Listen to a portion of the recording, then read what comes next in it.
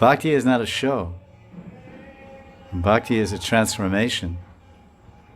Transformation of heart. Cheto dharpanam arjanam bhava mahadavagni nirvapanam. The bhava nirvapan.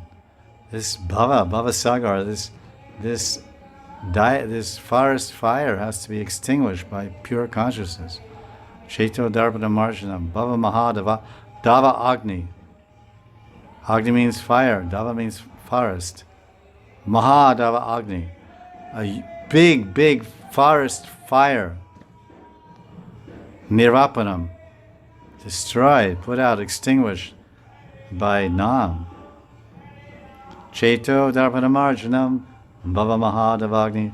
This Bhava Sagar, Bhava Sindhu, this ocean of material existence is like burning ocean.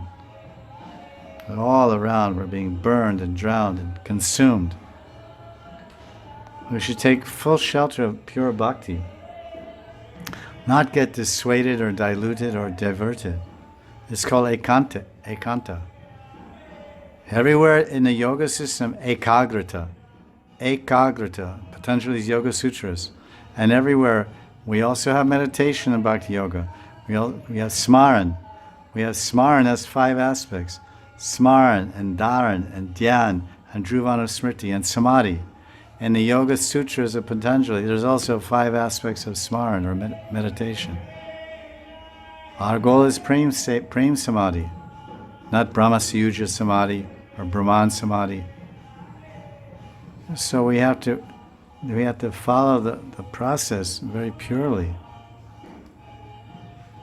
mixing up all these things. Nityam Bhagavata Sevya. Everybody wants a fast track.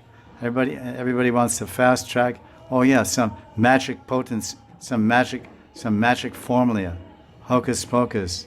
Can you do some jadoo on me? Can you do some tantra on me and make me invincible, like Indrajit? Or oh, it's like kind of a demoniac mentality.